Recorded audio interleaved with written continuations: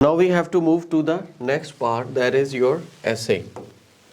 For essay, this is letter writing and this is your essay. And this essay is about opinion essay, like this. This is opinion essay. You will be getting different types of essays. For example, it is going to be there, discuss both views, which we did in the last class. This is going to be opinion essay, which we are going to do right now. और इसके अलावा जो है हम जो करने जा रहे हैं, that is, इसके अलावा हमारे पास है advantage disadvantage, problem solution and 2-part question. Today we are going to do opinion essay. इस ओपिनियन ऐसे में हमने क्या करना होता है कि we have to do this. सबसे पहले हम देखेंगे कि what are the 3 common mistakes students usually make and what is going to be the essay structure, how we can plan it, and the way to write introduction, the way to write body paragraphs, and we have to go towards the conclusion, how we can write the conclusion और आपका जो intro होता है, how to write intro and how to write conclusion, ये आपके मिलते जुलते होते हैं, एक जैसे होते हैं. ठीक है. अच्छा, moving to the question. आपको जो क्वेश्चन मिलेगा, क्वेश्चन आपको मिलेगा या तो मिलेगा व्हाट इज़ योर ओपिनियन, कि आपका ओपिनियन क्या है, ये आपको क्वेश्चन मिल जाएगा. ये नहीं मिलता तो आपके पास आ जाएगा डू यू एग्री और डिसएग्री. जब आपके पास एग्री और डिसएग्री आ जाए, वर्ड आ जाए ओ आर और, it means you have only one option. या तो आप टोटली एग्री कर जाएंगे या फिर टोटली डिसएग्री कर जाएंगे. टोटली एग्री और totally disagree. To what extent do you agree or disagree? To what extent mean you have got a percentage. इस परसेंटेज में आप 50% एग्री करें, आप 100% एग्री करें. अगर आप 50% एग्री करते हैं तो आपका एक चला जाएगा एग्री में और 50% आपका चला जाएगा डिसएग्री में. और अगर आप 100% एग्री करते हैं तो फिर दोनों पैराग्राफ एग्री के, और 100% डिसएग्री करते हैं तो दोनों पैराग्राफ आपके डिसएग्री के. तो ये इस तरीके से हमने, अगर ये क्वेश्चन आ जाए डू यू एग्री और डिसएग्री, तो you have to go for only one option. Okay. अब जैसे क्वेश्चन है, big salary is much more important than job satisfaction, do you agree और disagree. Big salary is much more important. ठीक है, तो आप उसे एग्री करते हैं, डिसएग्री करते हैं. Here we are going to discuss 3 common mistakes students usually make. What are those common mistakes? जैसे कि पहले आपके पास एक है not stating an opinion. आप अपना ओपिनियन देते ही नहीं है ऐसे के अंदर, जबकि आपसे क्वेश्चन में कहा गया है डू यू एग्री और डिसएग्री, गिव योर ओपिनियन. ठीक है, तो आप ओपिनियन नहीं देते. Give argument for both views, दोनों को आप नहीं लेकर चलते. एग्री डिसएग्री करते हैं तो दोनों तरफ आपने उसको बताना होता है. Not supporting your opinion with clear reasons. Without reasons you can not win. This is win win situation. You have to put logic and then you can get the good marks. तो ये काम आपने नहीं करना, ये तीनों गलतियां नहीं करनी.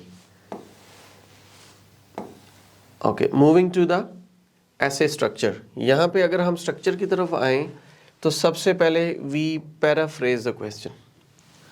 पैराफ्रेज द क्वेश्चन के बाद आप अपना ओपिनियन देते हैं और state the 2 supporting reasons. Intro के अंदर आपको मैं अगर सादा लफ्ज़ों में बताऊं तो we have to rephrase for thesis statement. Thesis statement mean आप बताते हैं कि you are going to totally agree, you are going to totally disagree. आपका जो ओपिनियन है, this essay totally agrees with the statement, this essay totally disagrees with the statement, this essay partially agrees with the statement. वो आपने यहाँ पे बताना होता है थीसिस स्टेटमेंट, या आप अपना ओपिनियन जो दे रहे होते हैं.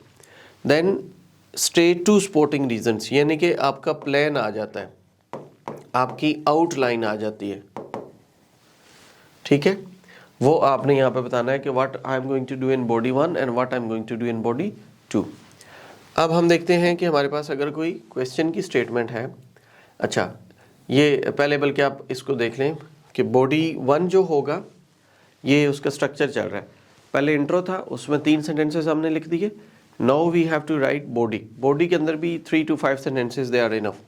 पहला होता है टॉपिक सेंटेंस, ठीक है। आप टॉपिक सेंटेंस में अपनी कोई भी उससे एग्री करते हैं, डिसएग्री करते हैं, कोई एक लॉजिक पुट करेंगे, कोई एक रीज़न देंगे, आप उसको एक्सप्लेन करेंगे and you have to go for one example.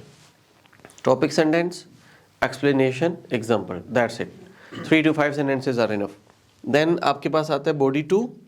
Body paragraph 2 में again you have to put 1 topic sentence, 1 explanation sentence and 1 example. ये तीनों चीज़ें आपने यहाँ पे कर ली और उसके बाद आपने कंक्लूजन देना है। और कंक्लूजन में क्या करते हैं कि वी समराइज जो आपका ओपिनियन होता है या जो की रीजंस होती हैं। ये तो आपका हो गया structure. After that how to plan opinion essays. सबसे पहले आपने अपना डिसीजन जो है ना लेना होता है, डिसाइड योर ओपिनियन कि you are going to agree, you are going to disagree और पार्शियल एग्री करते हैं और आप अपना ओपिनियन क्या देते हैं ये आपने बताना है। Then you have to generate the ideas. The second task is to generate the ideas. अब आइडियाज़ कैसे जनरेट करते हैं वो भी नीचे मैं आपको जाकर बताता हूँ कि आपने आइडियाज़ कैसे जनरेट करने हैं।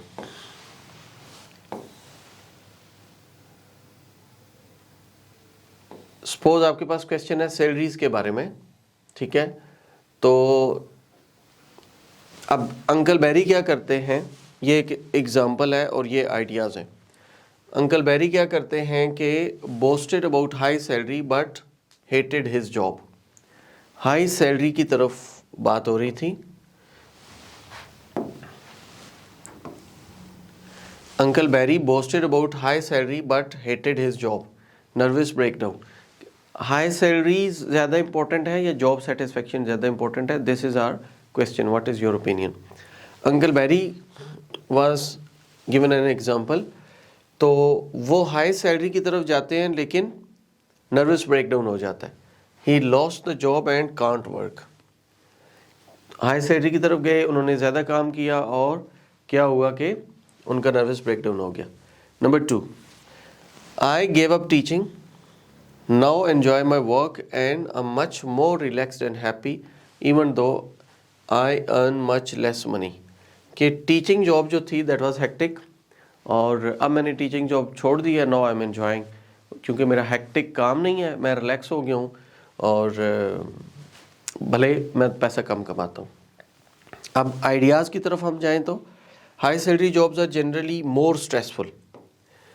मोर स्ट्रेसफुल मीन कि यहाँ पे आपको मुश्किल होती है इस जॉब को कंटिन्यू करने में।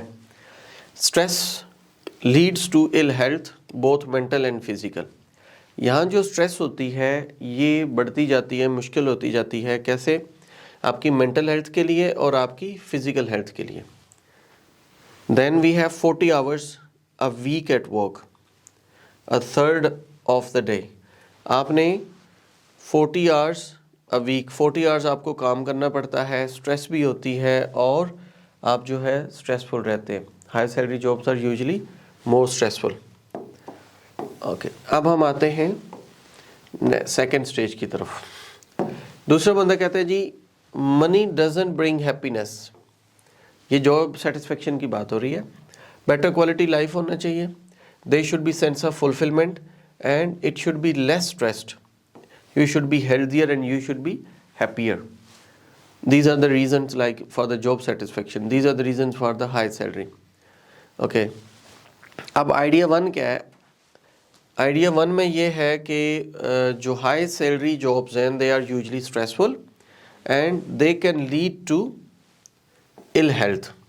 Second thing is job satisfaction gives a sense of fulfilment. जो जॉब सेटिस्फेक्शन है ये आपके लिए अच्छी रहती है, आपको फुलफिलमेंट मिलती है फ्रॉम द जॉब सेटिस्फेक्शन। अब आप आते हैं for vocabulary. This is your vocabulary part.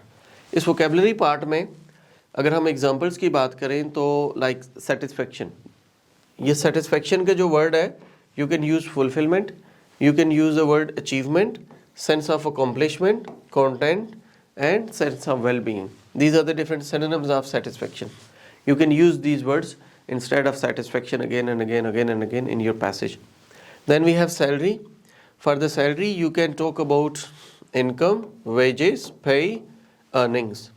Then important में आप देखें तो it is significant, valued, has more meaning.